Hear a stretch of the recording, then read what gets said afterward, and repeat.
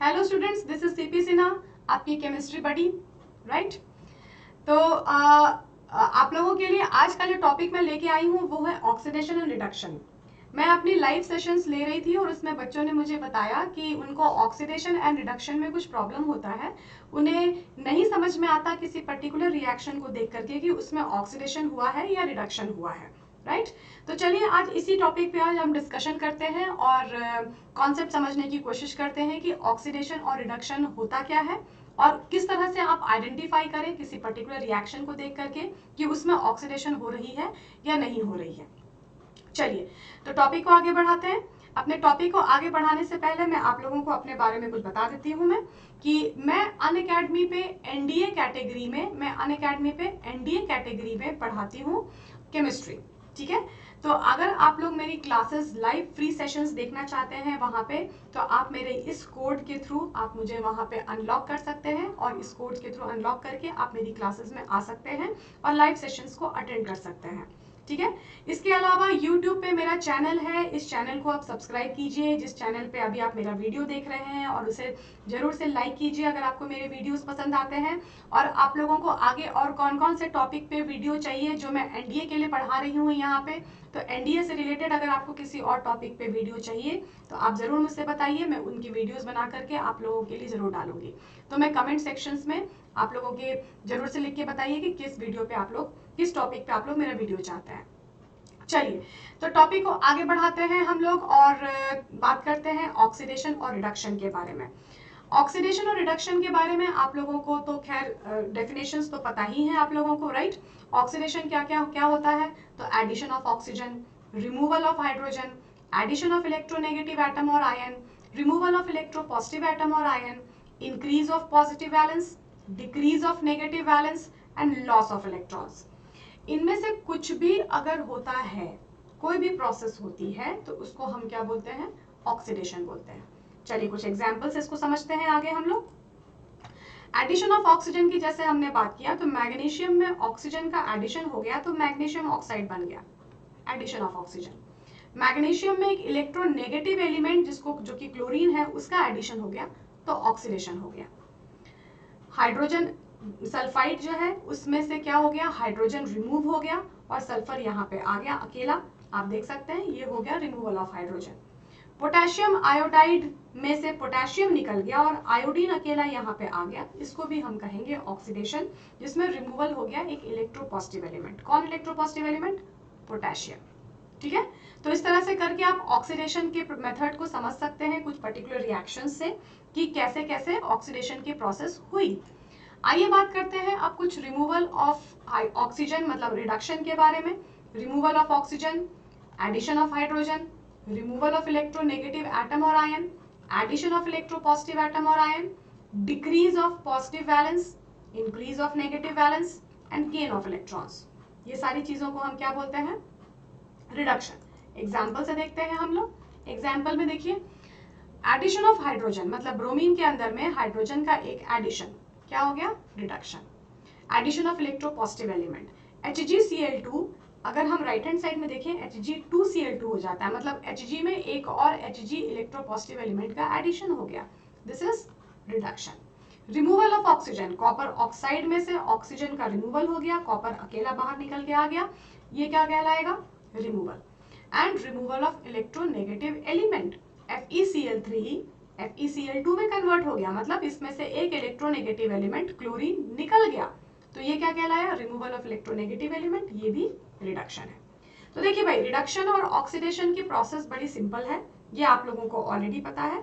हमने लास्ट वाला जो रिएक्शन, लास्ट वाला जो पॉइंट था यहाँ पे, इस पॉइंट को अभी डिस्कस नहीं किया है। इसके लिए मैं आप लोगों के लिए एक अलग से वीडियो बनाऊंगी जिसमें आप लोगों को ऑक्सीडाइजिंग एजेंट और रिड्यूसिंग एजेंट के बारे में कुछ जानकारी दूंगी मैं। जैसे मैंने शुरुआत में ही कहा कि मैं कुछ सीरीज ऑफ वीडियो बनाऊंगी ऑक्सीडेशन रिडक्शन में, तो जिसमें टॉपिक वाइज हम धीरे धीरे उसको समझेंगे। चलिए, तो ये तो ऑक्सीडेशन रिडक्शन के रिएक्शन के कुछ एग्जांपल्स देखे हमने। अब आइए, आपके सामने अगर डायरेक्ट कोई रिएक्शन दी हुई है और अगर आपको अब इसमें बताना है कि क्या ऑक्सीडाइज हो रहा है, क्या रिड्यूस हो रहा है, तो आप कैसे बताएंगे इसमें? तो देखो भाई, सिंपल सी ट्रिक है ऊपर की रिएक्शन देख करके आप थोड़ा घबरा रहे होंगे कि अरे इतनी बड़ी रिएक्शन, इसमें हम कैसे बताएंगे। चलिए ऊपर की रिएक्शन को हम करेंगे, उसके पहले हम नीचे की रिएक्शन में एक बार जस्ट सिंपल आपको ट्रिक बता देती हूँ मैं, जिससे कि आप ऊपर की रिएक्शन को सॉल्व करने में आसान हो जाएगा। ठीक है, तो चलिए ट्रिक क्या है, यहाँ पे आपको सबकी वैलेंसीज उसके ऊपर में लिखनी है। आप वैलेंसीज बोलिए, ऑक्सीडेशन स्टेट बोलिए, आप जो बोलिए उसको आपको सबसे ऊपर में लिखना है सभी एलिमेंट के। चलिए लिखते हैं। सल्फर के ऊपर में क्या हो जाएगा, 0 आ जाएगा, क्योंकि सल्फर एक न्यूट्रल स्टेट में है यहाँ पे। ऑक्सीजन की स्टेट में भी यहाँ पे बात वही है, 0 आ जाएगा। सल्फर यहाँ पे कितने पे चला गया, +4 पे चला गया। ऑक्सीजन कितने पे चला गया, -2 पे चला गया। ठीक है, मतलब क्या हो गया, सल्फर में इंक्रीज हो गया ऑक्सीडेशन स्टेट, ऑक्सीजन में डिक्रीज हो गया ऑक्सीडेशन स्टेट। मतलब सल्फर का क्या हो गया, ऑक्सीडेशन हुआ, सल्फर का ऑक्सीडेशन हुआ, और ऑक्सीजन का क्या हो गया, रिडक्शन हुआ। कैसे पता पड़ रहा है आपको सल्फर का ऑक्सीडेशन हुआ, क्योंकि सल्फर में ऑक्सीजन का एडिशन हो गया, तो सल्फर का ऑक्सीडेशन हो गया। हम उस तरह से भी कर सकते हैं, जो डेफिनेशन अभी हम देखते हुए आ रहे हैं उन डेफिनेशन के अकॉर्डिंग भी कर सकते हैं। कभी कभी आप डेफिनेशन के अकॉर्डिंग करने जाएंगे तो हो सकता है कंफ्यूज हो जाए, इलेक्ट्रोपॉजिटिव एलिमेंट का एडिशन रिमूवल, है ना, हाइड्रोजन का एडिशन, हाइड्रोजन का रिमूवल, आप हो सकता है वहां पे कंफ्यूज हो जाए। तो उन सारे डेफिनेशन को थियोरेटिकल क्वेश्चंस के लिए छोड़ दीजिए। कॉन्सेप्ट डेफिनेटली आपका क्लियर होना चाहिए थ्योरी बेस पे, बट जब आपको एक पर्टिकुलर रिएक्शन दी गई और आपसे पूछा हुआ क्या ऑक्सीडाइज हो रहा है, क्या रिड्यूस हो रहा है, तो वहां पे सिंपल कॉन्सेप्ट याद रखिए, हर एक एलिमेंट के ऊपर में उसका ऑक्सीडेशन नंबर, उसकी वैलेंसी लिखिए, और उसके बाद देखिए किसकी वैलेंसी बढ़ रही है वो ऑक्सीडेशन, किसकी वैलेंसी घट रही है उसका रिडक्शन। बस सिंपल सी बात याद रखना है और इससे आपका सारा रिएक्शन बन जाएगा। ठीक है, चलिए यहाँ पे अब आते हैं ऊपर वाले रिएक्शन में। थोड़ा सा डिफिकल्ट रिएक्शन दिख रहा होगा आप लोगों को, बट देखिए कितना सिंपल फॉर्म में हम इसमें से निकाल लेंगे कि क्या ऑक्सीडाइज हो रहा है और क्या रिड्यूस हो रहा है। देखिए पोटेशियम परमैंगनेट में आप लोग बहुत एक पॉपुलर कंपाउंड है, आपको पता है कि एक ऑक्सीडाइजिंग एजेंट है ना, और इसमें मैंगनीज जो होता है इसके ऊपर +7 का चार्ज होता है। ये सारी बातें आप लोगों को ऑलरेडी पता है। पोटेशियम पे +1 का चार्ज होता है, ऑक्सीजन पे -2 का चार्ज होता है। FeSO4 में Fe+2 चार्ज पे है, सल्फेट आयन जो है ये पूरा का पूरा -2 चार्ज पे है। H2SO4 में हाइड्रोजन +1 पे है, और ये पूरा का पूरा अगर हम सल्फेट ले लेते हैं तो ये पूरा -2 पे है। ठीक है ना, हम सल्फेट इसलिए ले रहे हैं क्योंकि राइट हैंड साइड में भी देखिए हर जगह सल्फेट आयन पूरा है, इसलिए हमने पूरा sulphate ion as a radical -2 charge उसके ऊपर में ले लिया है। पोटेशियम के ऊपर में +1 का चार्ज होता है, ये सल्फेट पे -2 का चार्ज रहेगा, है ना। FeSO4 होल थ्राइस में आप लोगों को क्रिस क्रॉस मेथड पढ़ा है, आप लोगों ने क्लास 9 में पढ़ा होगा, है ना। ये क्रिस क्रॉस मेथड के अकॉर्डिंगली अगर आप निकालते हैं Fe और SO4 का चार्ज, तो Fe अगर +3 चार्ज पे है, SO4 अगर -2 चार्ज पे है, तो इन दोनों को आप क्रिस क्रॉस मल्टीप्लाई कराते हैं तो आपका चार्ज, आपका फॉर्मूला क्या बनता है, Fe2SO4 होल थ्राइस। उसके हिसाब से ये 3 जो है आपका Fe का चार्ज है, और ये 2 जो है आपका SO4 का चार्ज है ना। MnSO4 में भी सेम वही बात है, Mn+2 पे है, सल्फेट -2 पे है, यहाँ पे हाइड्रोजन +1 पे है, ऑक्सीजन -2 पे है। अब अगर आप ये सारी बातें क्लियरली जानते हैं तो आपके लिए तो फिर पूरी बातें आसान है। यहाँ पे कैसे आसान है, देखिए Mn को देखिए KMnO4 में जो कि +7 पे था, और Mn को देखिए MnSO4 में जो कि +2 पे आ गया, मतलब कि +7 से MnSO4 पे आने से ये +2 पे आ गया, 7 से 2 पे गया मतलब रिडक्शन हो गया इसका, राइट। हमने क्या बोला था, जब भी ऑक्सीडेशन स्टेट घट जाता है तो क्या होता है, रिडक्शन। मतलब उसका क्या हुआ, रिडक्शन का मतलब बेसिकली क्या होता है, गेन ऑफ इलेक्ट्रॉन। मतलब कि KMnO4 का जो Mn है इसने 5 इलेक्ट्रॉन को गेन कर लिया और वो +7 से +2 पे आ गया, तो इसका क्या हो गया, ये रिडक्शन हो गया। अब आइए बात करते हैं यहाँ पे दूसरा सब्सटेंस, देखिए FeSO4। FeSO4 में क्या है, +2 पे था, राइट हैंड साइड में आके +3 पे चला गया, मतलब इसका क्या हो गया, ऑक्सीडेशन स्टेट बढ़ गया, +2 से +3, मतलब पहले तो उसने 2 ही इलेक्ट्रॉन लूज किए हुए थे, अब उसने 3 इलेक्ट्रॉन लूज कर दिए, तो loss of electron is oxidation, इसका क्या हो गया, ऑक्सीडेशन हो गया। तो इस तरह से एक सभी एलिमेंट्स और बाकी सभी एलिमेंट को आप देख लीजिए, सबके चार्जेस चेंज नहीं हुए, है ना, -2 यहाँ पे भी है, -2 यहाँ पे भी है, यहाँ पे भी सल्फेट -2, यहाँ पे भी सल्फेट -2, है ना, हाइड्रोजन यहाँ भी +1 पे, हाइड्रोजन यहाँ भी +1 पे, तो कहीं पे कुछ चेंजेस नहीं आया। पोटेशियम यहाँ भी +1 पे, पोटेशियम राइट हैंड साइड में भी +1 पे, मतलब कहीं पे कोई चेंजेस नहीं आया। जिसने रिडक्शन करना था उसमें ऑक्सीडेशन स्टेट घट गई, एंड जिसने ऑक्सीडाइज करना था उसमें ऑक्सीडेशन स्टेट बढ़ गई, और बस केमिकल रिएक्शन आपका सॉर्टेड है। आपको पता पड़ गया कि कौन सी रिएक्शन पर इस पर्टिकुलर रिएक्शन में क्या ऑक्सीडाइज हो रहा है, क्या रिड्यूस हो रहा है। ठीक है, अब देखिए मैंने आपके सामने यहाँ पे 3 रिएक्शन और लिखी हुई है, चलिए इसको भी देखते हैं हम लोग। पोटेशियम क्लोरेट में आप देखिए कि पोटेशियम क्लोरेट में आपको निकालना पड़ेगा इनके पोटेशियम चार्जेस, ठीक है ना। तो चलिए देखते हैं चार्जेस कैसे निकलेंगे। अच्छा, आप लोगों को अगर बाई चांस ऑक्सीडेशन नंबर निकालना नहीं आता है तो मैं आपको यहाँ पे साइड में वो भी बता देती हूँ कि जैसे KClO3 है, और KClO3 में आपको क्लोरीन का ऑक्सीडेशन नंबर निकालना है। कैसे निकालोगे आप? पोटेशियम पे होता है +1 का चार्ज, ठीक है, तो एक ही पोटेशियम का एटम है तो +1 हमने लिख लिया, प्लस क्लोरीन को X मान लीजिए क्योंकि उसका तो आपको निकालना ही है।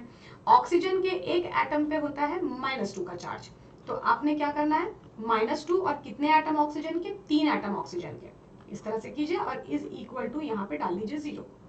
अब इसको सॉल्व कीजिए, 1 + x - 6 इज इक्वल टू 0, तो x की वैल्यू क्या आ जाएगी? +5, राइट, एकदम सही बोला आप लोगों ने, x की वैल्यू क्या आ जाएगी? +5। तो क्लोरीन यहाँ +5 स्टेट पे है, क्लोरीन पोटेशियम यहाँ +1 पे है, ऑक्सीजन -2 पे।